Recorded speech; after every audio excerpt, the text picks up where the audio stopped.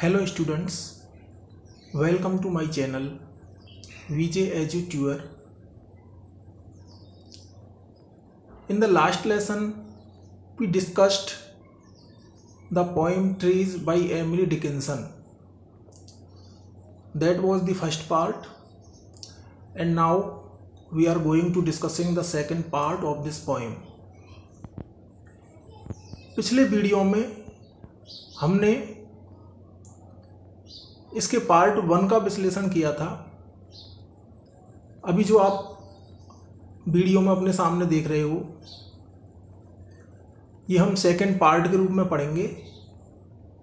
Poem वही है trees, जो कि एमिली डिकिंसन ने लिखी है। इस कविता को पढ़ने के बाद एक बात तो पूरी तरह से सिद्ध हो जाती है कि ये कविता, ये जो हमारी पोएटेस हैं एमिली डिकिंसन, इनके द्वारा प्रकृति के गहन परीक्षण का परिणाम है यह कविता। कल हमने देखा था कि किस तरह से सूर्य के ऊपर अपने कर्तव्य को निभाने का या अपने कर्तव्य को निभाने की सनक सवार थी, और वह हर हाल में इस पृथ्वी पर जीवन को सस्टेन करना चाहता था या जीवन को बनाए रखना चाहता था। अब हम आगे देखें, ये 4 स्टेंजाज हैं। बोर्ड पर स्पेस कम होने की वजह से आपको ये ऐसा लग रहा है कि ये एक साथ लिख दिया गया है, लेकिन इसमें 4 स्टेंजा हैं। Let's start. Sufficient to enfold him eternally from the view, except it were a whim of his to let the orchards grow.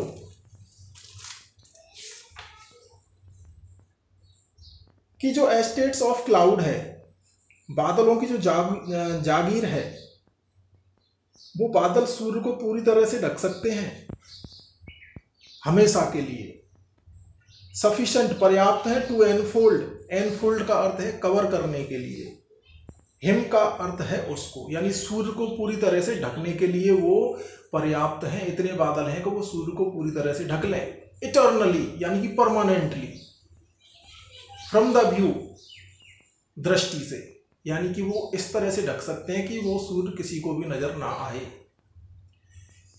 Accept it were a whim of his, except का मतलब है लेकिन ये तो उसकी एक सनक थी, ये तो सूर्य का अपनी ड्यूटी के प्रति डेडिकेशन था कि वो चाहता था, क्या चाहता था? To let the orchards grow, to let the orchards, orchards का अर्थ है गार्डन्स ऑफ फ्रूट्स, फलों के जो बाग बगीचे हैं, तो बगीचों को ग्रो करने देना चाहता है सूर्य। और सूर्य के ऊपर ये सनक सवार है कि उसे अपना कर्तव्य पूरा करना है, उसे अपनी ड्यूटी करनी है, उसे अपना प्रकाश पहुंचाना है, जिससे कि बाग बगीचे महक सकें या ग्रो कर सकें।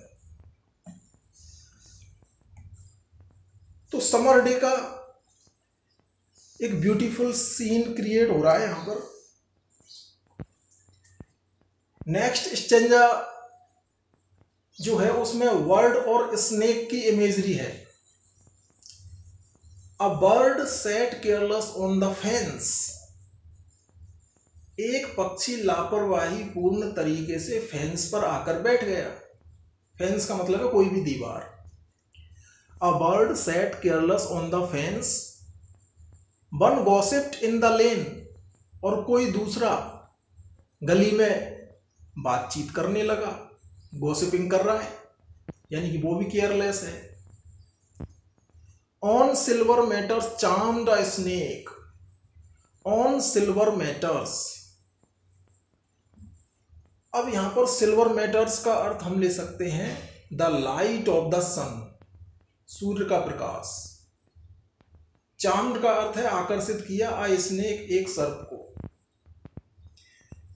कि सिल्वर मैटर्स ने या सूर्य ने एक सर्प को आकर्षित किया, just winding round a stone, जो कि एक पत्थर पर कुंडली मारे हुए है। वो सर्प भी उस मौसम का आनंद ले रहा है। तो वर्ड, स्नेक, इससे पहले हम देखते हैं इंसेक्ट्स, वीज, जो भी छोटे मोटे जीव जंतु हैं वो सभी इस समर डे को देखना चाहते हैं, इस समर डे का आनंद लेना चाहते हैं।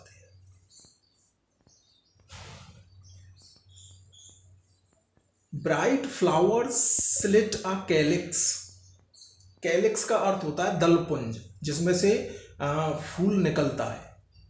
ब्राइट फ्लावर्स, चमकीले पुष्प, स्लिट, फाड़ करके निकले, अ कैलिक्स, कैलिक्स का अर्थ है दलपुंज से, दलपुंज से चमकीले पुष्प निकले।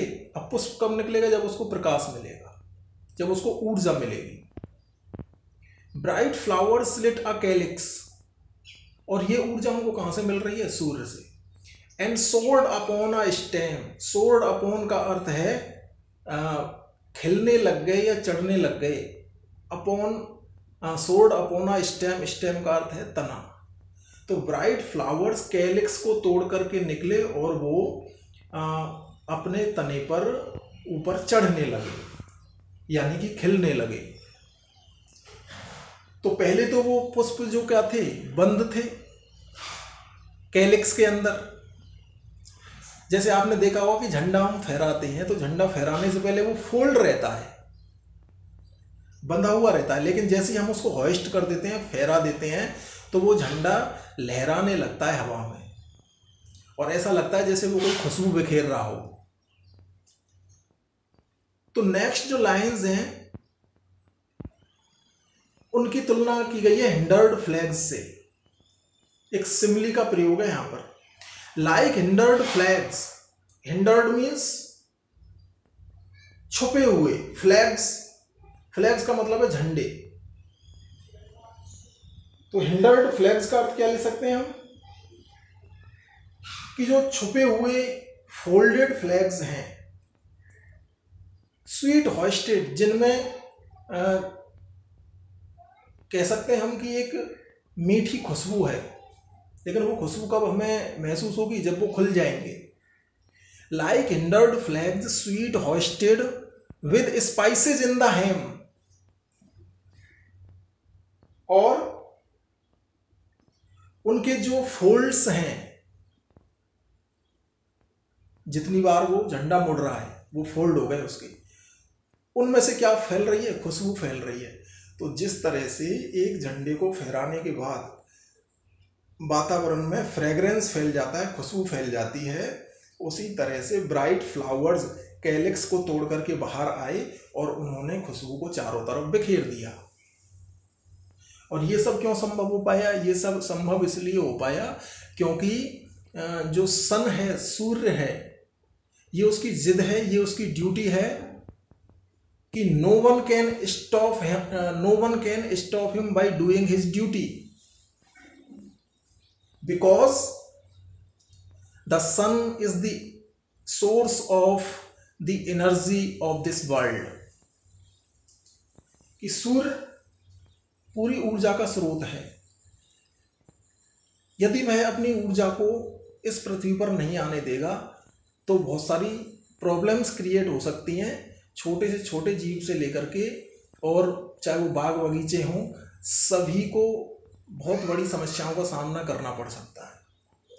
तो यहाँ पर हम देखें तो हमें एक इंस्पिरेशन मिलती है, एक प्रेरणा मिलती है कि we must do our duty, और ड्यूटी के प्रति हमारा डेडिकेशन होना चाहिए, समर्पण होना चाहिए। तो इस तरह का जो वो पूरा का पूरा समर डे है, वो समर डे सूर्य की वजह से हर लाइफ को सस्टेन करना चाहता है, यानी हर जीवन को बचाना चाहता है। In the last stanza, the poetess says that I have mentioned a lot of variety of that day, but her mention is not comparatively more beautiful than the bendix delineation. कवियत्री का कहना यह है, एमिली डिकिंसन का कहना यह है कि वह इससे ज्यादा वर्णन और नहीं कर सकती है उस दिन का। It was more I can not mention, it was more ये बहुत हो गया, आई कैन नॉट मेंशन इससे ज्यादा और वर्णन मैं नहीं कर सकती हूं, और ये मेरा जो वर्णन है उन लोगों के लिए तो कुछ भी नहीं है जिन्होंने बेंडिक का वर्णन देखा हुआ है। हाउ मीन कितना कमजोर है, टू दोज उन व्यक्तियों के लिए, दैट सी जिन्होंने जो देखते हैं या जिन्होंने देखा है, बेंडिक्स डेलिनिएशन बेंडिक का वर्णन। बेंडिक एक चित्रकार था जिसने समर डे पर एक चित्र बनाया था, तो उस चित्र में वह काफी कुछ वर्णन करता है। तो अपनी इस पोइम को वह बेंडिक के डेलिनिएशन के सामने, बेंडिक का जो नेचर पेंटिंग है, बेंडिक की जो नेचर पेंटिंग है उस पेंटिंग के सामने कुछ नहीं मानती है वो। Bendix delineation of nature's summer day, प्रकृति के समर डे का जो डेलिनिएशन बेंडिक के चित्र में मिलता है, प्रकृति के समर डे का वर्णन बेंडिक के चित्र में जिस प्रकार से किया गया है वैसा वर्णन तो मैं नहीं कर सकती हूं, लेकिन जो कुछ मैंने देखा है, जो कुछ मैंने ऑब्जर्व किया है, उससे तो मुझे ये